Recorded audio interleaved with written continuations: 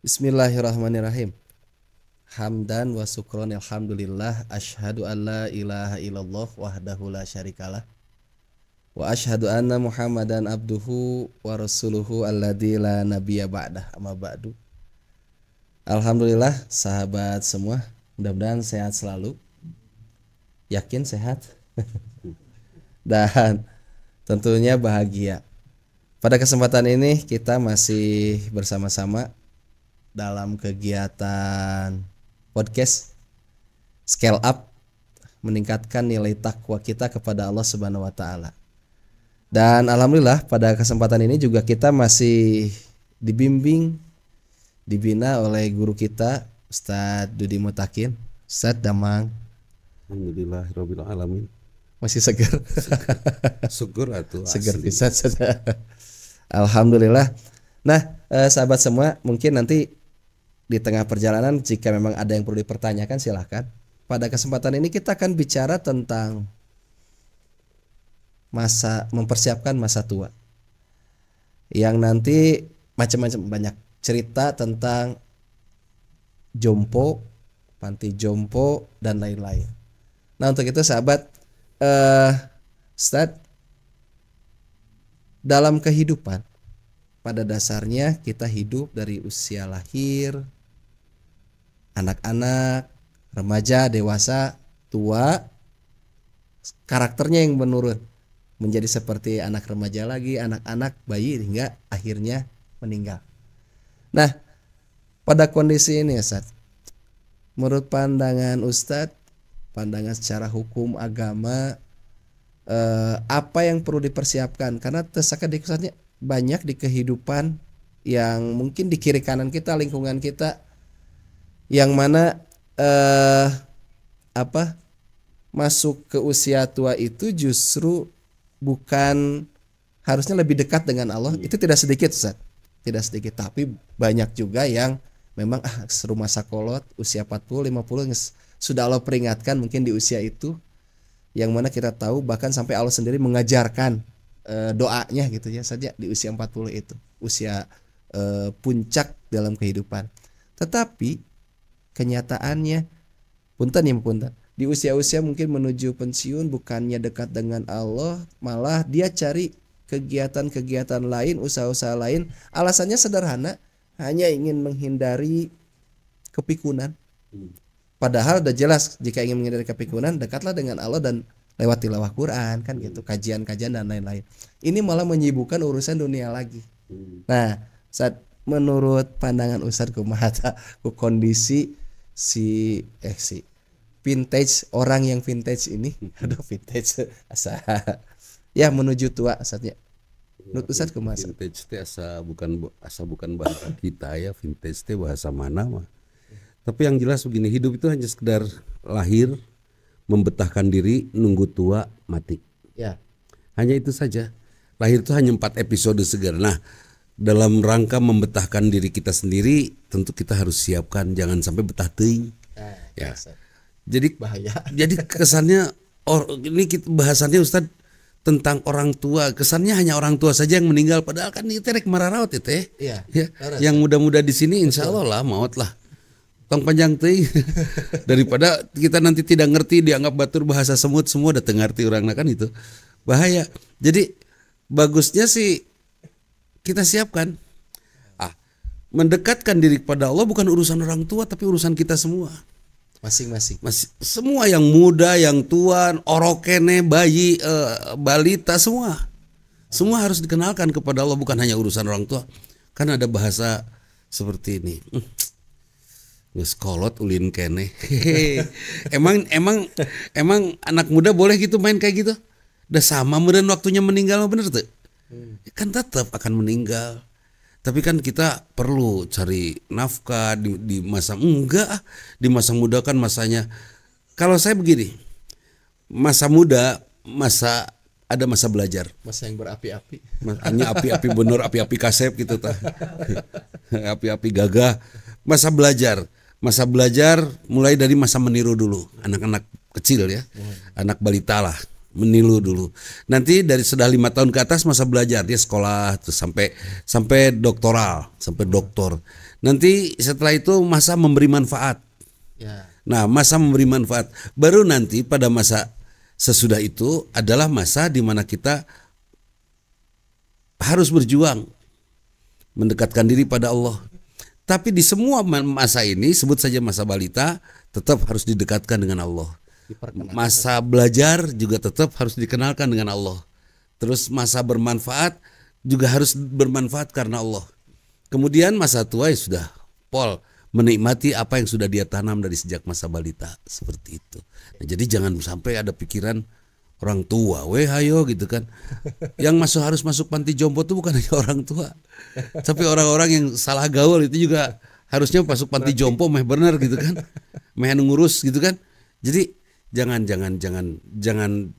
mengklaim bahwa yang muda itu lebih merdeka daripada yang tua. Yang muda itu lebih bisa bermanfaat, lebih bisa memiliki masa-masa emas. Padahal banyak sekali orang-orang tua yang sudah, Masya Allah, bukan saya membela diri karena geus kolot. Tesat nyebutkeun. Nah, mirip gitulah. Si ganu teu nyebutkeun padahal nuduh gitu. Jadi jangan. Nah, tapi apa yang harus kita siapkan kan itu? Apa yang harus kita siapkan menjelang kita renta? Atau gini aja, apa yang harus kita siapkan untuk besok? Kalau jauh mudahnya, kalau sampai tua mah. Kalau besok saya meninggal, insya Allah saya sudah siapkan hari ini satu bentuk sikap saya akan lakukan karena Allah, mudah-mudahan besok menjadi terbiasa. Saya kembali melakukan seperti hari ini karena Allah, sehingga saya meninggal dalam keadaan saya tetap berjalan menuju kematian itu karena Allah. Gitu. Jadi bukan nunggu tua. Bukan nunggu tua, ada insya Allah Kang Hasan, Wisnu, Iman di sini semua ya, aye. Namun maut mah maut, tuh nggak bisa nunggu tua, nggak bisa kan kita protes ke malaikat atau malaikat can kolot, tuh bisa. Jadi kematian itu tidak harus menunggu tua atau sakit saatnya. Tidak. Ya kematian itu udah waktu ya urusannya dan kita tidak tahu kapan itu. Nah karena tidak tahu, tapi kan kita harus prepare gimana kalau tua kan itu sebenarnya alasan teh. Tetap mau gimana kalau tua ataupun tidak tua, sebab masa renta itu tidak datang hanya pada saat tua. Ada teman-teman kita mungkin ya yang baru umur berapa gitu, baru umur 30 sudah lumpuh, baru umur 40 sudah tidak berdaya, banyak yang seperti itu. Nah jangan sampai dalam kondisi seperti itu kita merasa bahwa yang tidak berdaya itu hanya orang tua saja. Padahal semua kita akan tidak berdaya, akan kehilangan daya. Ini yang harus difahami nih. Termasuk bujang. Can siap nikah belum berdaya saja. Belum berdaya. Can apal dayana sakumaha. Betul. Jadi karena urusan kematian itu tidak harus menunggu tua dan sakit. Teman-teman kita nih yang di studio, artinya kita punya keharusan mempersiapkan diri selalu dekat dengan Allah. Karena nggak tahu kalau bisa. Jadi sekarang saja saat ini saja lamun teh aya kabar cek malaikat 3 menit deh maut, berarti kan orang tuh udah nyiapkan saja. Kira-kira apa yang harus kita persiapkan? Sanggup kan, nggak gitu? 3 menit menyiapkan diri kan? Nah, gitu. Kalau misalnya kasih tahu aja seminggu deh maut cek malaikat teh, sanggup tuh menyiapkan diri untuk selama 1 minggu itu kan belum tentu kan? Karena itu kita harus bersiap terus, nggak bisa kita nggak bisa rileks, nggak bisa. Nah apa yang harus dibiasakan? Ini nih yang sangat penting, jangan pernah menunda apapun perbuatan baik. Kalau kita punya sempat berbuat baik sekarang lah kita lakukan. Jangan dibesokkan, jangan dinantikan, kemudian terjadi maulah. Karena apa? Karena setan membuat kita malas, setan membuat kita tidak jadi melakukan kebaikan. Padahal ketika Allah nyuruh Dika dalam hati Dika tiba-tiba ada keinginan untuk membantu orang nyebrang. Kasihan itu nyebrang. Langsung lakukan. Kenapa? Gerentes hati atau bisikan hati itu adalah sudah undangan Allah kan? Allah sudah ngundang, tes. Walaupun setengah jalan. Ya, untuk kita mah jahil teman. Tapi tengah jalan tinggalkeun. Kita mah jahil teman. Nah, jadi kalau udah ada niat baik itu udah jangan ditunda nanti. Lakukan sekarang. Kenapa? Allah itu yang menggerakkannya. Gini, sayang nggak sih kalau sudah Allah yang nyuruh terus kita tidak jalankan? Lebar tuh sih? Lebar pisan. Persis seperti sholat subuh. Ya Allah bangunkan saya pada saat subuh. Kalau Allah tuh diundang pas azan tuh kita bangun. Set cepat wudhu. Terus sholat subuh. Cek Allah tuh bener ya. Udah diundang dia datang kan itu. Ya. Ada yang diundang dengan azan dan kita bangun. Waduh tuduh kene Ya, ente kan biasa gitu. Soreang teh tiris satu. Ciwidey. Ciwidey. Jadi pas sudah bangun, Allah sudah ngundang jam itu untuk sholat subuh, dia rada hoream gitu kan. Udah beres orang bubar dari masjid, kita baru bangun, baru wudhu, sholat sih sah, sholatnya sah insya Allah. Tapi sayang, sholat kita tidak berada dalam waktu undangan itu. Kalau undangan pernikahan antara jam 2 sampai jam 4, kita datangnya jam 4:30 geus bubar lah, geus teu kabagian naon gitu kan. Seperti itu. Kan sayang kalau kita tunda, bener teu kabagian daging-daging acan, Teu kopi-kopi aja. teu kopi-kopi acan kan. Nah, padahal Allah sudah mengundang seperti itu. Nah, jadi kita sudah dilatih oleh Allah. Pernah nggak sih kita diingatkan langsung oleh Allah, Mas? Kalau saya pernah minggu kemarin, Mas, hari Minggu kemarin, saya lagi kenceng sekenceng-kencengnya itu pakai mobil, dah sepi atau kan subuh, wang tiba-tiba ada nyebrang, sat, itu ngerem si ganema kalau pakai loudspeaker sabandung kadang tuh, cit panjang, berhenti. Saya hanya mendoakan mudah-mudahan dia soleh, hidupnya diselamatkan dan beunghar. Ya mudah-mudahan dia kaya supaya nggak nyebrang lagi dan nggak usah subuh-subuh nyebrang. Dan nu beunghar mah tara mentas. Eta nu beunghar sok. Di dia pan aya nu beunghar sok mentas keneh. Can beunghar gitu we lah. Oke. Jadi saya ngeliat seperti itu. Saya tidak nyalahin dia, kan ada orang mungkin yang langsung memaki si penyeberang itu kan. Dasar mentas teh luak leuk. Bakal jelas lampu teh hurung terang gitu kan. Saya nggak kepikiran untuk ngomong seperti itu. Yang saya pikir adalah ya Allah, Allah yang maha besar, memperhatikan saya yang sangat kecil, sebutir debu saja diperhatikan oleh Allah. Bisi cilaka kata Allah, diutuslah orang nyebrang sampai saya ngerem. Saya akhirnya bicara kepada yang nyebrang, nuhun sudah mengingatkan saya untuk semakin hati-hati. Sambil saya mengucapkan alhamdulillah, nuhun ya Allah, engkau yang maha besar mengingatkan saya yang kecil untuk hati-hati. Nah seperti itu. Pernah kan diingatkan oleh Allah seperti itu? Pernah lah pasti semua. Banyak dalam banyak bentuk ya, banyak. Nah, tapi pertanyaannya pernah nggak Ki hal itu membuat kita berterima kasih ke Allah? Tah eta teh ya kesel, marah kepada yang nyebrang. Tapi dalam banyak hal, dalam banyak kesempatan, ada nggak sih kita berterima kasih ke Allah? Terima kasih ya Allah. Ya. Terima kasih ya Allah, saya ditemuin sama teman-teman yang luar biasa, nu balalager di sini nu. Udah. Apa tidak berterima kasih? Ada orang-orang ini. Ini orang-orang ininya. Ada hamba-hamba ini, taenakeun. Ada makhluk-makhluk ini. Itu. Dadang juga. Itu. Apa tidak terbayang, apa tidak berterima kasih kita? Kita sudah harus terbiasa dari sejak muda. Saya ingat sekali setelah Bapak ya, Allah yarham, beliau bicara bahwa orang ini husnul khatimah karena ada satu kebaikannya yang diterima dan disukai oleh Allah. Padahal preman tara sholat, ya kan? Terus meninggalnya husnul khatimah dalam keadaan sholat. Kenapa dia bisa husnul khatimah? Jawabannya kan itu, karena ada satu perbuatannya yang disukai oleh Allah. Jadi dia dengan rahmat Allah mendapatkan surga dan melalui husnul khatimah itu. Terus kan saya nanya, perbuatan apa itu teh bisa ke surga gitu kan? Siapa sih yang nggak mau bersenang-senang bebasnya ke surga weh? Kan itu ya, bebas manusiawi, hawa nafsu, maksiat, bahagia tuh sih. Ya senang lah. Terus maut husnul khotimah kan juara itu teh. The best. Nah, berarti yang maksiat. Berarti yang maksiat. Nah, jadi jawabannya kan nggak tahu apa. Terus gimana supaya tahu? Nggak usah tahu lah. Lakukan saja jutaan kebaikan supaya kamu supaya ada dari antara kebaikan itu yang Allah sukai. Akhirnya kan gaspol tah.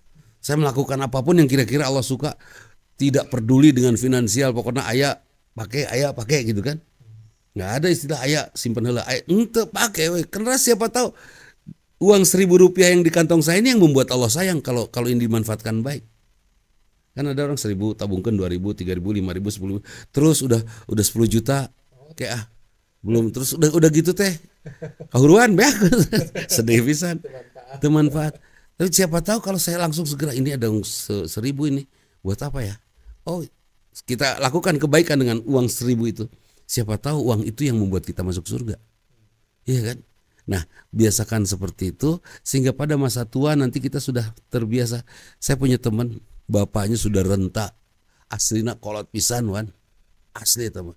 Nah, terus satu malam teman saya ini merekam bapaknya sholat tahajud. Wah, sudah nangtungna, dia pegang ke ranjang untuk berdiri. Sudah gitu teh sholat, dia baca Al-Fatihahnya pun sambil pegangan ke ranjangnya. Ya Allah, maksakan pisan. Saya tanya sama anaknya kan, itu teh udah dari sejak kapan tahajud? Kalau dia lupa tahajud dia nangis. Cina. Ya Allah. Berarti nandain sering. Nah, menandakan begitu menikmati tahajudnya dan tidak pernah dia tinggalkan kan itu. Ini luar biasa. Jadi kalau sekarang kita punya kebiasaan seperti itu ya, baik terus. Insya Allah. Kalau suatu saat kita punya kesempatan berbuat baik terus kita tidak lakukan teh, kita akan menangis itu.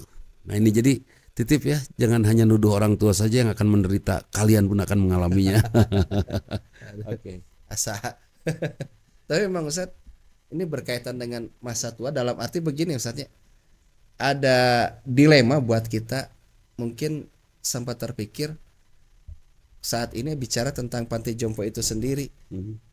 Sejak kapan sih ada panti jompo itu berarti penitipan gitu sih? Kalau menurut saya panti jompo itu datangnya sejak anak malas ngurus orang tua itu aja. Kemudian ada pihak-pihak yang berpikir bahwa piduitan ya gitu awalnya mungkin ya walau alam. Tapi yang jelas ketika anak sudah malas ngurus orang tua maka akan ada tempat, akan ada orang yang dititipi. Ya.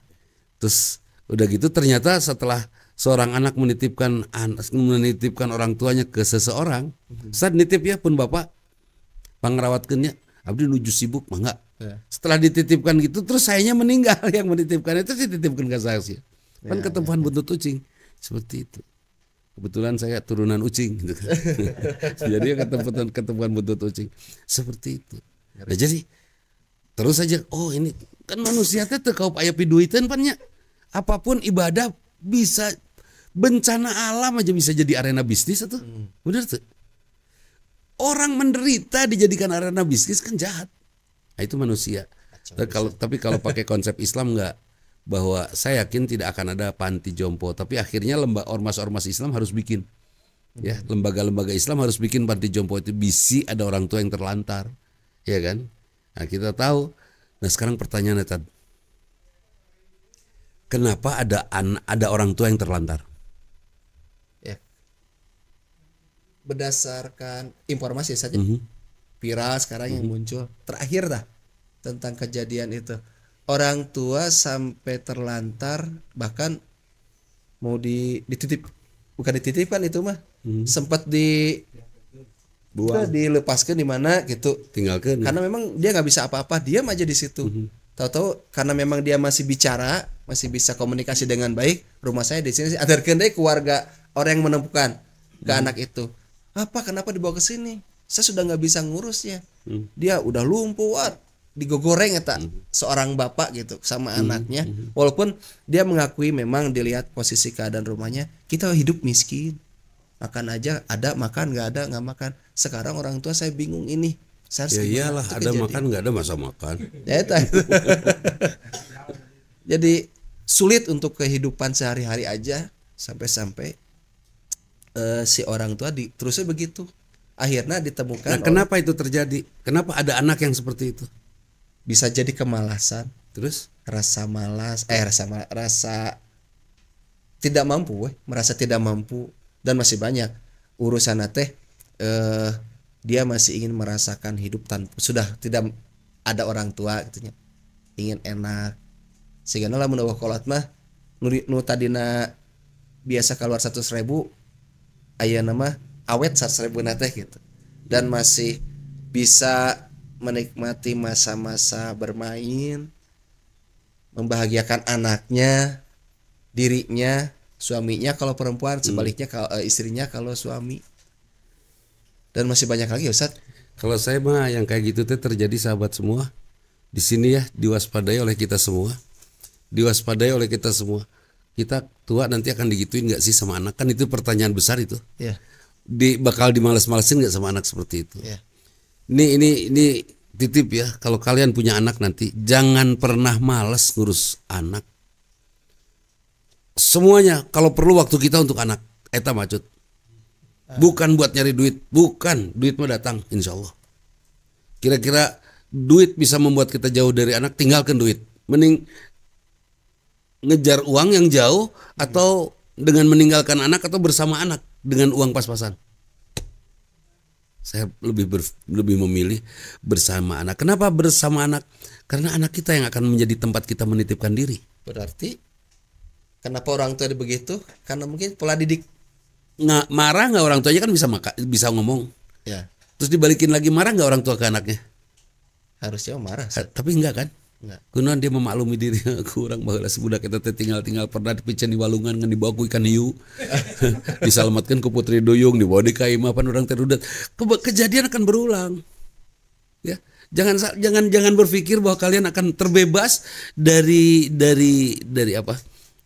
Dari suasana seperti itu kalau kalian tidak baik kepada anak-anak kalian.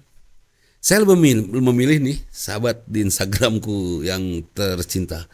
Begini, kalau ada pilihan saya harus cari uang di Moskow, meninggalkan anak saya 4 tahun. Anak saya sebut saja masih SD.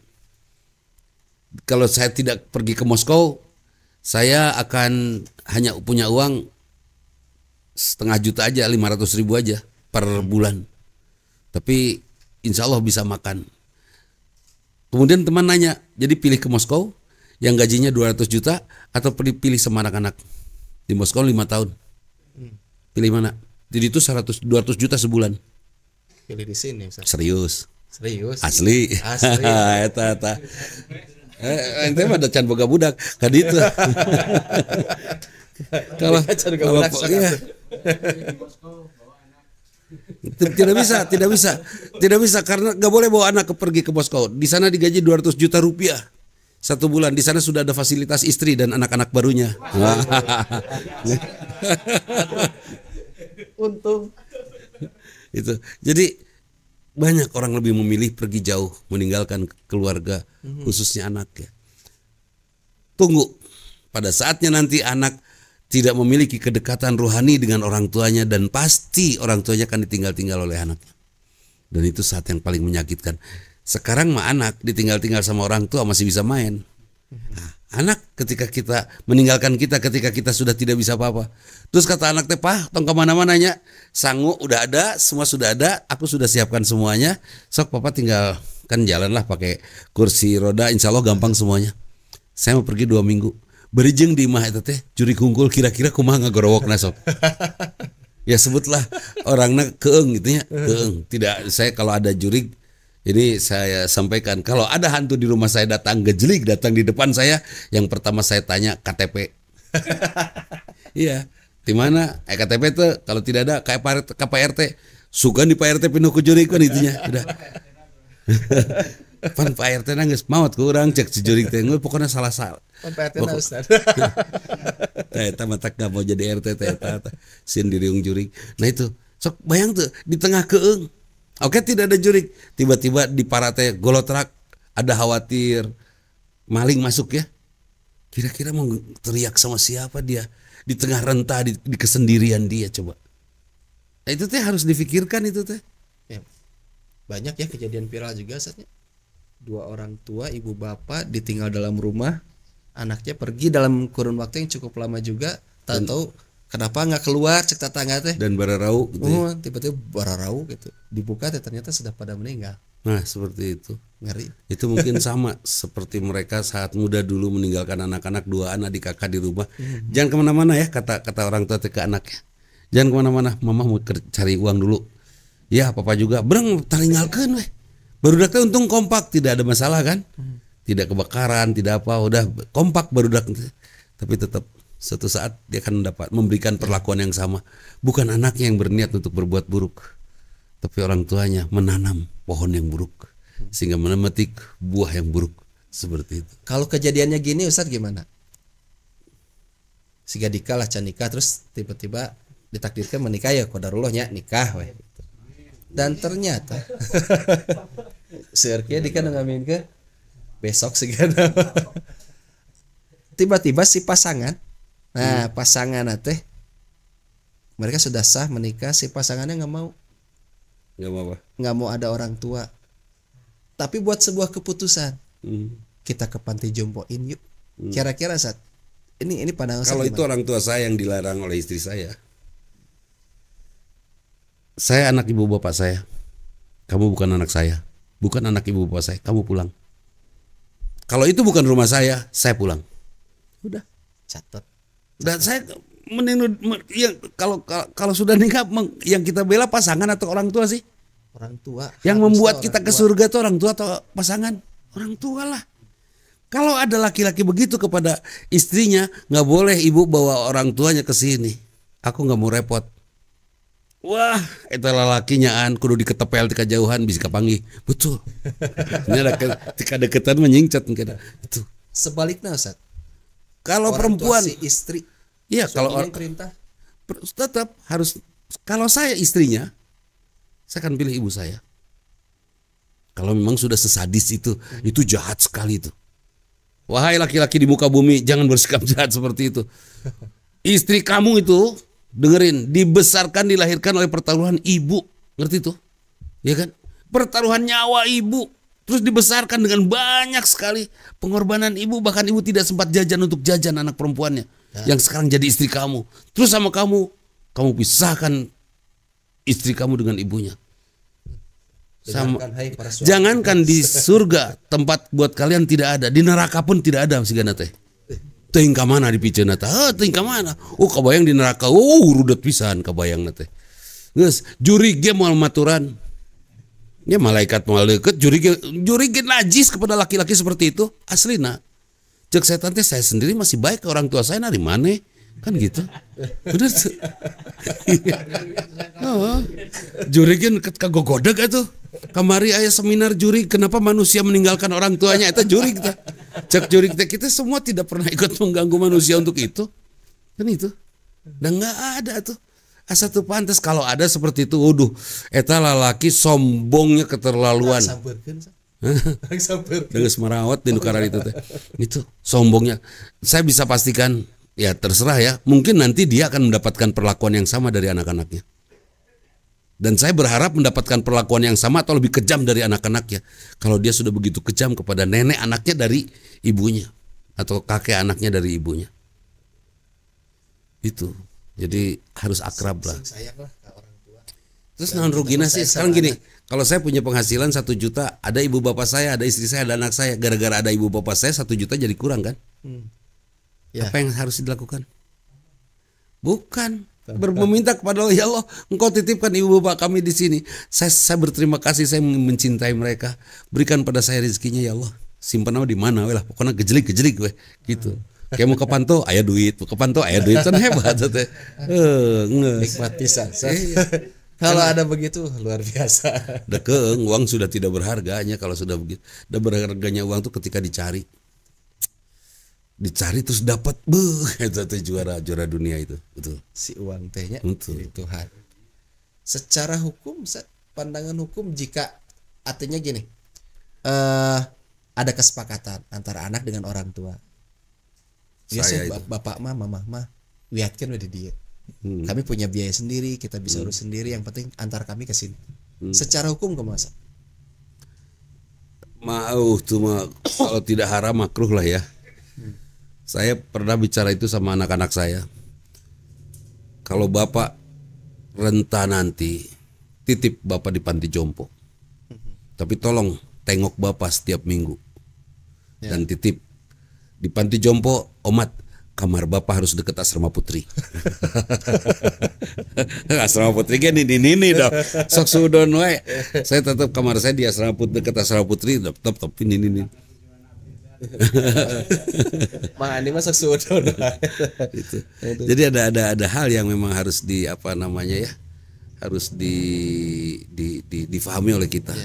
Kita harus siapkan dari sejak sekarang, maksud tidak mau ditinggalkan oleh anak-anak nanti. Rawat anak-anak dari sejak sekarang dengan tenaga kita, karena hidup ini prinsipnya saling menitipkan ya. Orang tua menitipkan kepada anaknya, anak menitipkan pada orang tua. Setelah sepuh nanti anak akan merawat orang tuanya, dan insya Allah anak akan merawat anak, terus saling menitipkan dari generasi ke generasi. Kalau putus seperti itu nanti missing link ya. Kalau sudah putus mata rantainya, ada anak tidak mau merawat orang tua, dititip di panti jompo, insya Allah keluarga itu sudah abtar ya, terputus. Dan menurut saya kalau ada anak seperti itu, pertanyaannya Ustaz, dapat waris nggak kalau orang tuanya meninggal? Tahu lah. Dapat waris nggak gitu?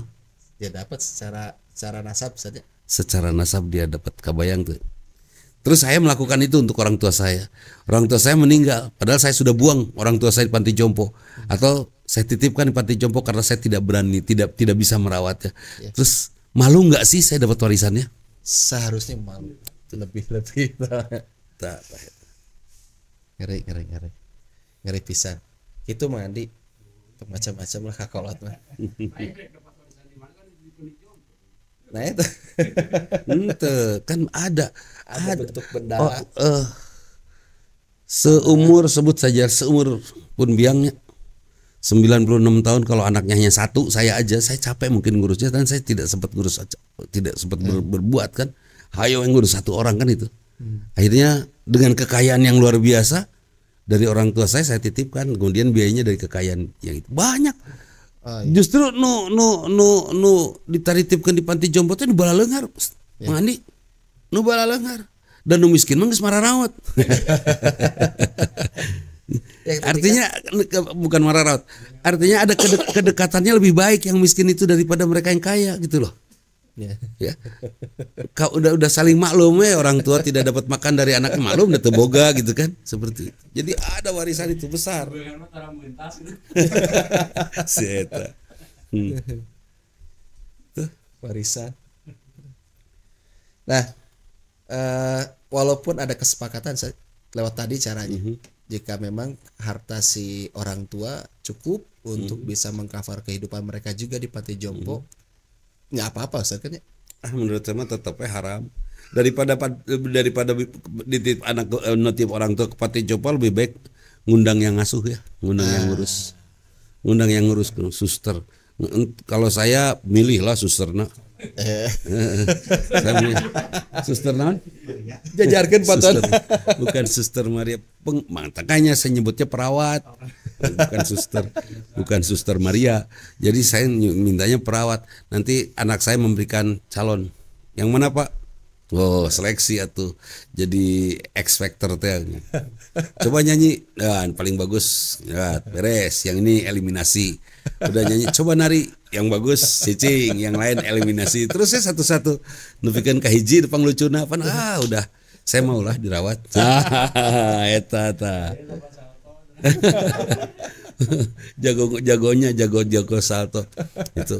Pokoknya mah itu lebih tepat mengambil perawat ya untuk orang tua kita, jauh lebih tepat daripada kita titip kepada, kalau kita memang cukup repot untuk merawat untuk merawat orang tua kita. Saya punya beberapa teman, termasuk ibu yang mewakafkan hartanya untuk masjid di madrasah, sekarang sudah berbaring tidak sadar, dan alhamdulillah anak-anaknya baik, dia tidak dititipkan di rumah manapun, tapi tetap di rumahnya dan membawa perawat. Kebetulan anak-anaknya banyaknya tidak di Indonesia, jadi rada riweuh gitu kan. Kalau harus bolak-balik Amerika Indonesia, misalkan Amerika Bandung, rada hese, dan di sana cukup sulit untuk pulang, untuk keluar dari tempat kerjanya. Tapi menurut saya cukup apresiasi karena ini adalah sebuah perjalanan yang benar ya. Benar menurut saya dengan mengambil perawat seperti itu. Perawat, bro. Kan tadi mah Satya Mandi tadi mah kalau si bapak pengen milih kan perawatan perempuan kumaha gitu. Kira-kira lamun anu sepuhna si ibu hoyong milih oge teh nya perawatan. Nah, beda. Kalau ibu mah pengen yang bisa mangmasakeun, mangberesankeun. Kalau lalaki mah teu. Beda tuh. Sayang jalur. Waktu istri saya minta kepada saya kerja, Pak boleh nggak Umi kerja? Sok. Umi kerja berarti di rumah nggak ada yang ngurus dong. Kalau Umi kerja, siapkan untuk bapak perawat satu orang. Wah tuh bisa sudah gitu. Akhirnya beres. Nya tuh udah kumaha tuh. Udah bapaknya yang diurus tuh. Siang-siang pengen bobo siang terus dipependeknya. Ini kerja apa? Sahan mempendek ayo. Tah itu kan. Nah. Nyati lu sih pagi sore malam kan istri pulang kan gitu. Istri mah gue gawe ge tenan kan itu yes. Nanti ya kamu kalau istrinya kerja cari perawat di rumah buat kamu ya. Itu bener. Langsung disimpan, catat. Di save langsung. Saat ada satu pertanyaan dari saya nih. Contoh ya macam saya ngambil satu keputusan daripada di panti jompokan dan saya lepaskan semua karir, saya lepaskan semua masa depan ngurus orang tua. Kalau memang harus begitu cara ngurusnya orang tua, ya lakukan. Saya tinggalkan, saya jabatan menteri. Ya kebetulan juga saya nggak tahu DPR RI. Dan kebetulan juga saya komisaris di beberapa BUMN. Edun bantah. Kapan zaman ayeuna mungkin. Mungkin zaman ayeuna mah. Nah, apakah terus ibu saya minta saya ngurus dan hanya ingin saya ngurus? Apa yang akan saya lakukan? Saya akan keluar dari semua. Itu. Saya akan keluar dan saya tinggalkan semua demi dia. Wah, Edun nya jeung naon? Memilih tidak menikah. Kalau memilih tidak menikah salah, tapi pilih pasangan yang bisa merawat orang tua kita juga. Nah, itu. Itu Dika. Geus kebal sih. Geus ngelawan ya. Ada pertanyaan mangga? Enggak.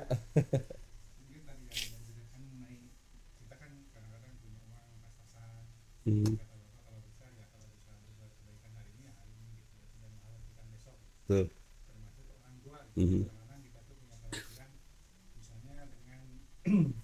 Gaji bulanan segini apalagi itu terus orang tua butuh terus kan kadang-kadang kita itu hitung-hitungan gitu terus buat besok bayar kuliah di mana atau mana tapi kadang-kadang pikir kita kan beli rezeki itu dari Allah gitu. Besok mau besok gitu ya kalau sekarang orang tua butuh ya kasih aja gitu. Jadi untuk kita punya keyakinan itu gitu bahwa rezeki itu Allah yang ngatur gimana gitu. Nah, kata. Dan ini hanya oleh orang-orang yang sudah mengalami. Ya. Saya kalau ini yang saya alami aja, saya punya uang segitu gitu kan. Karena saya punya uang segitu terus diminta. Sebut sajalah madrasah minta, bukan orang tua ya. Tersadis-sadis ting. Kalau orang tua mah sudah wajibul kudu aja. Nah, ini madrasah minta karena memang butuh ya udah saya kasihin. Terus saya buat besok makan apa? Enggak saya pikirin sama sekali. Teringat-ingat acan ka isuk nage. Karena belum kejadian, pan ingat mah pada yang kemarin, bener tuh. Karena besok belum jalan, saya nggak saya pikirin, gitu kan.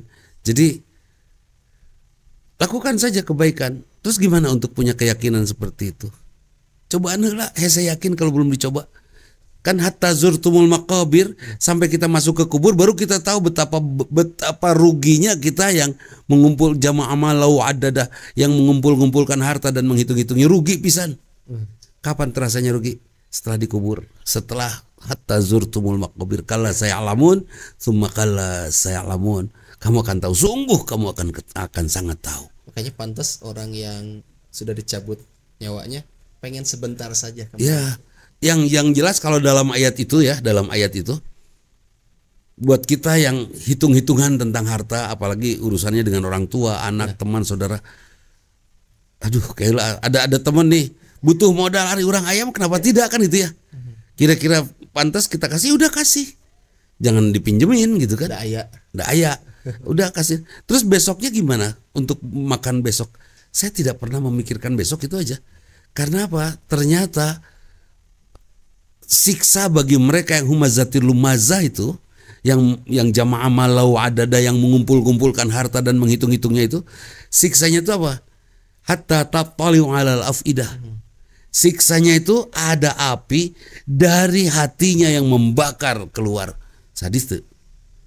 Kalau dari luar udah luar biasa menakutkannya. Ini apinya dari hati. Kenapa? Karena apinya ada pada rasa takut dia terhadap habisnya harta. Itu rasa takut. Jadi ini titip ya, kalau orang tua kita udah nabung nih buat biaya pernikahan misalnya, Dika nabung buat biaya pernikahan, sudah terkumpul uang 50 juta misalnya, ternyata ibunya Dika bilang, punya uang nggak? Berapa mah? 50 juta. Buat apa? Mama teh pengen piknik sama teman-teman, pengen raktir. Kumaha tah? Hah? Tuhnya. Saya teh sieun teu jadi kawin heula tuh. Kalau saya jadi Dika saya kasihin, oh gitu mau piknik mah enggak mah. Anggo. Enggak. Terus Dika mau nikahnya gimana tuh, uangnya sama mama dihabisin. Ada Allah mah yang menikahkan Dika nanti Allah, dan yang membiayai pernikahan Dika insya Allah. Udah, mama bersenang-senang aja. Tah ini 50 juta mah buat mama, buat neraktir teman-teman semua. Nah ini 5 juta lagi bisa mama rek nyasab tong balik deui. Oh, maksud nikah mah sigana saat kieu. Mending nikah heula, da kitu aya aya deui yang mamaheun gitu. Eta mah kawinna transaksional eta. Kawin bisnis. Jangan ada pikiran seperti itu Titip ya. Kalau ibunya sudah minta mah tos kasihin aja. Kita juga pernah meminta asinya dan kita tidak pernah membayarnya. Gini Dan Kang Iwan di saat lelah. Sadepul, Kang Iwan semua mungkin ya. Iman, Andi pernah istrinya menyusui anak? Oke. Tahu bahwa Rasulullah menyarankan kalau istrinya menyusui anaknya, apa yang harus dilakukan oleh suami? Nah. Si eta bahaya. Ya, sahabat. Di sini luar biasa saya eta. Bahaya. Jadi kalau istri menyusui anak, suami tugasnya mencicipi. Bahaya. Bukan, maksud saya seperti yang berkata Rasul, kalau istri menyusui anak, berikan kepadanya upahnya. Buruan. Kalau kita biasa ngasih nafkah 10 juta, anak 5 juta nyusu, kasih lebih. Bener. Harapan kalau saya suka seperti itu. Malah bicara kayaknya buruna hari ini belum ada bisa begitu. Saya bayar itu karena anak ini anak saya. Dan ketika anak ini nulis sebut sajalah mau nikah, dia bin atau binti? Binnya ke ibu ke bapak? Bapak, tidak ke ibu. Dia sudah susah melahirkan, terus menyusui, masya Allah. Terus kurang tadi bayar, Cilebang teh si teh lalaki. Menurut ngayar teh karere.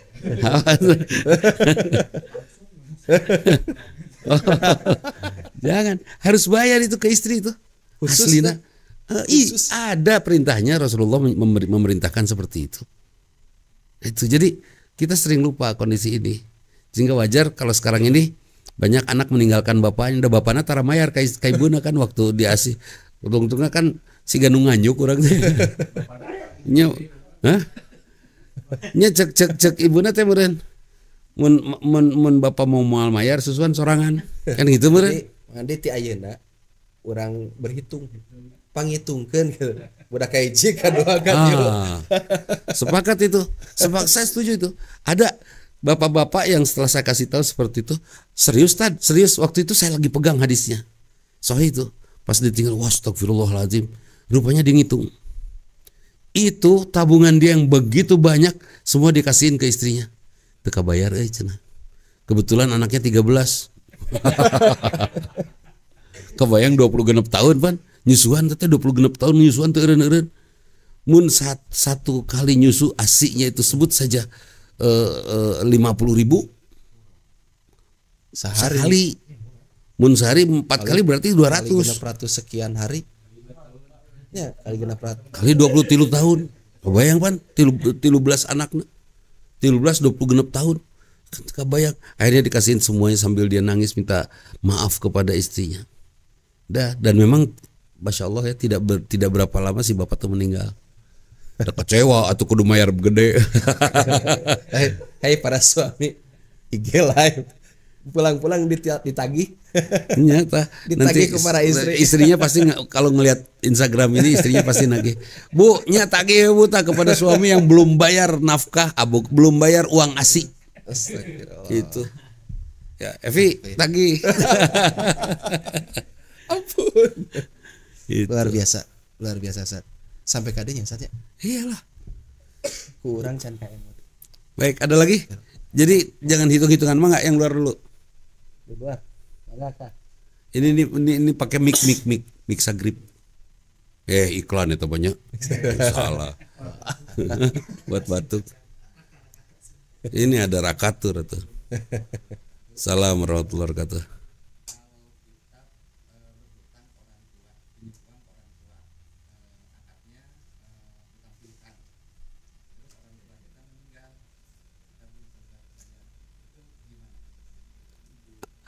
Kalau kita punya hutang pada orang tua, akarnya pinjam meminjam, ya kan?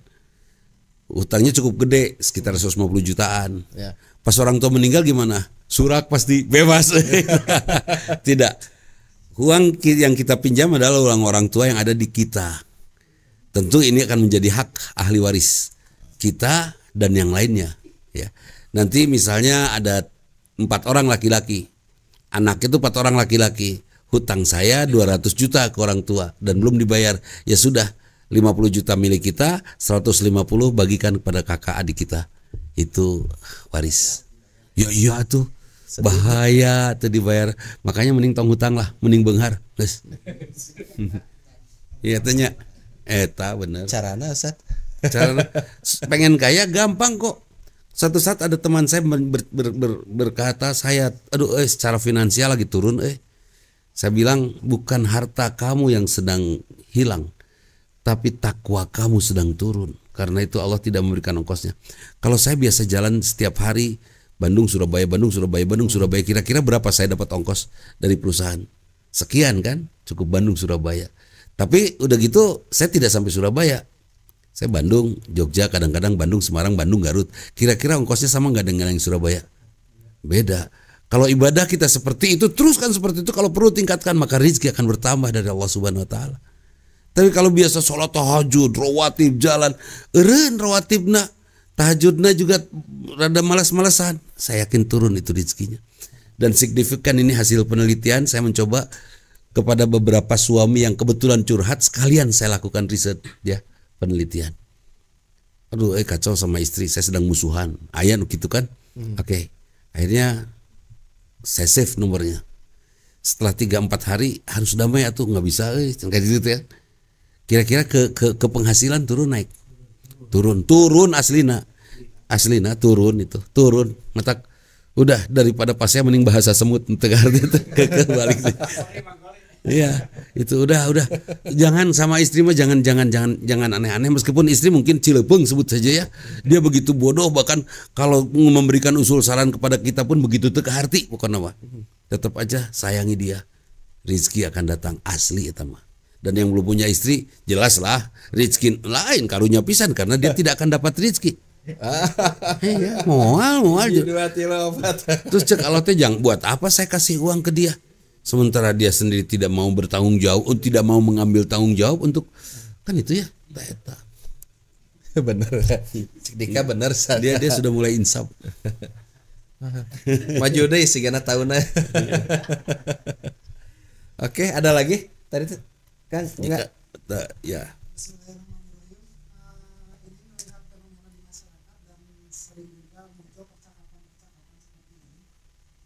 Ketika ada seorang anak, dia sangat soleh, taat kepada orang tua, kemudian dia merawat orang tua tersebut yang sakit terus menerus, tapi dia udah mulai merasa lelah gitu kan, anak tersebut sudah merasa lelah, kemudian meminta dan berdoa kepada Allah supaya dicabut nyawanya atau dipungut gitu. Itu bagaimana pandangannya menurut Islam, berdoa meminta dicabutkan atau dipupuskan orang tua karena sakit yang terus menerus kemudian tidak sembuh-sembuh gitu. Bahaya. Kira-kira Ada itu kan? ada. Kalau menurut Anda Mas, tidak harus pakai dalil. Ya terus Seorang anak yang ini mah sakit-sakitan terus dan sakitnya teh edun. Iya. Sok gorowokan tengah malam terus ngegali kuburan sorangan keluar deh. beda deh Tapi tetap teu maot gitu. Ya, mun saya kacida we. Jahat. Kalau saya anak berdoa seperti itu sama dengan membunuh orang tuanya. Ya. Hukumnya itu sama dengan membunuh orang tua. Dengan doa. Iya, walaupun soleh. Kubunuh kau dengan doa. Bahaya kan. Ya, jangankan meminta kematian untuk orang lain, untuk sendiri aja dosa. Komo kematian untuk orang lain kan. Tapi saya ngelihat itu ayah si Bapak RW itu dolim pisan. Saya ganti deh si Bapak RW teh. Udah ngayang si Pak RW teh paeh. Teu bisa, tetap harus doakan, jangan mendoakan kematiannya, tapi doakan hidayahnya. Iya kan? Mudah-mudahan si Pak RW dapat hidayah gitu kan. Dan mudah-mudahan Pak RW dapat taufik untuk bisa dan mudah-mudahan bapak saya disembuhkan oleh, terus aja doakan. Hey, ketika orang tua kita sakit, itu adalah introspeksi kita. Berarti ada yang harus kita lakukan, ya kan, untuk orang tua kita. Nggak mungkin atau ada yang sakit tidak sembuh-sembuh kecuali diikhtiaran ke rumah sakit. Dan saya yakin anaknya ini tidak pernah ngantar ke rumah sakit dengan sungguh-sungguh. Sok diantar sih, hanya tidak sungguh-sungguh. Tidak dicari secara konstruktif. Kan ini ada seorang anak kecil berobat ke dokter ini, terus ternyata malah makin kurus. Terus saya sarankan pindah ke dokter ini. Setelah pindah ke dokter ini baru membaik dan sembuh. Tapi tidak optimal, sok pindah ke dokter ini. Nah, ini sempurna sembuh. Apakah dokter ini jagoan? Bukan, dokter ini mengobati kelanjutan dari itu kan itu. Dan dokter itu mengobati dari kesalahan yang ini kan itu. Artinya semua dokter ini pintar. Semua dokter memiliki spesifikasi dan sudut pandang. Ya. Jadi kalau bawa orang tua jangan satu aja dokter teh. Kalau seandainya itu maju-maju, pindah ke dokter nu make mobil, maju. Gitu. Iya. Itu namanya dokter keliling. Gitu. Meluncat. Dokter ngajleng tanda itu. Jadi ada sepertinya anaknya pengen gampang-gampang aja ngobatin orang tuanya. Cukup ke mantri ya, ke puskesmas aja, dan itu tidak pindah oleh puskesmas, dirujuk kemana juga enggak. Atau saya di dia maksa nih ke puskesmas. Nggak ada upaya maksimal. Kan gini, ingin mencintai orang tua, banyak-banyak memberi kepada orang tua. Ingin mencintai istri, banyak-banyak memberi kepada istri. Ingin sayang sama anak, banyak-banyak memberi kepada anak. Memberi perhatian, memberi hadiah-hadiah komunikasi, memberi uang, memberi pelayanan. Kalau orang tua kita bawa ke dokter, dan saya yakin dengan cara memberi kita akan makin sayang. Mangandima memberi kata sayang gitu. Tiap hari sayang. Ya si Mangandima kade hati-hati sih ya. Itu. Kamu tahu nggak? Aku sayang kamu. Udah disampaikan. Ada. Pokoknya Allah sok pura-pura. Mangga di close tat. Siap. Ya sahabat dimanapun berada, di IG dan nanti ya di YouTube, mudah-mudahan pertemuan hari ini cukup menyentuh, bukan hanya mungkin teman-teman semua, pribadi Ana saat merasa tersentuh dengan ini. Mayar susunya. Mayar ngicip susu. Mayar susu anu nyicipin heula. Banyak terpukul, merasa ingin sekali merawat orang tua, tetapi ternyata orang tua lebih memilih dengan anak perempuannya. Karena itu lebih enak, lebih nyaman, tekaragok. Bukan, nah ini kepada kita yang akan jadi orang tua. Kenapa ya? Kalau banyak orang tua lebih memilih dengan anaknya yang perempuan, padahal dia punya suami. Ya. Harusnya tetap dengan anak laki-laki. Harusnya. Nah, kenapa memilih dengan anak perempuan? Itu gogodana. Itu gogoda, dan anak perempuan harusnya menyerahkan orang tua ini ke keluarganya yang laki-laki, karena tetap laki-laki yang bertanggung jawab. Ya, itu teh gogoda. Dan kepada ibu-ibu, bapak-bapak yang pengen dirawat sama anak perempuannya karena lebih telaten cina ya. Nah, diusahakan. Karena itu carilah menantu perempuan yang kira-kira sayang juga sama kita, sama mertuanya. Iya. Jangan sampai menantu kita adalah menantu kita adalah mantan kita, ulah itu mah. Tuh nya mengacut kejadian. Kejadian akhirnya saya cegah mereka untuk menikah. Itu udah Ustad. Ini gara-gara orang tuanya ngomong. Orang tua yang ngomong, Ustad, anak saya mau nikah dengan janda Ustad. Terus janda itu bekas pacar saya. Udah pernah zina atau gimana? Enggak sih. Tapi dia saya sayang dia, dan dia juga sayang sama saya. Tanya udah selesai cenah. Terus gimana? Aduh Ustad, saya tuh jadi bingung. Anu gitu, ja. Kan kau orang lagi bingung, geus daripada maranehan teh ku urang we. Gitu. Akhirnya saya coba berikan pengertian dan seterusnya. Alhamdulillah anaknya ngerti dan sangat sayang sama bapaknya. Dengan bahasa begini, sepertinya bapak kamu beda deh sama calon istri kamu. Emang kenapa sih? Kenapa bogohun? Oh masa sih? Daripada masalah mending eureun.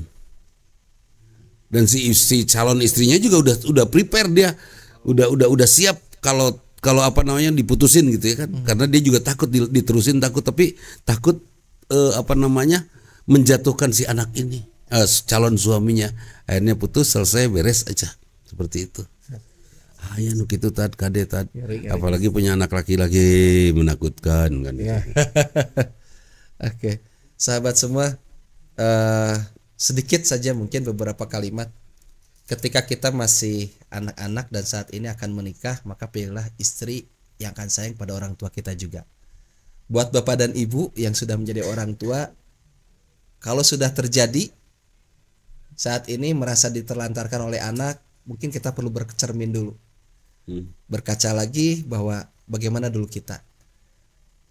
Bisa masih diperbaiki, berdoalah kepada Allah, mohon ampun kepada Allah, yakini bahwa cerita Pantai Jompo mungkin akan berkesan baik, tapi juga tidak akan ada juga yang tidak berkesan baik. Maka menimbang-nimbang dan memilih dengan baik, semuanya hanya kembali kepada Allah. Jadi orang tua yang hebat agar nanti tidak ditelantarkan oleh anak. Dan untuk anak, bersiap-siap, didiklah anak kita ketika sudah menikah dan punya anak nanti untuk sayang kepada kita. Itu saja Ustaz.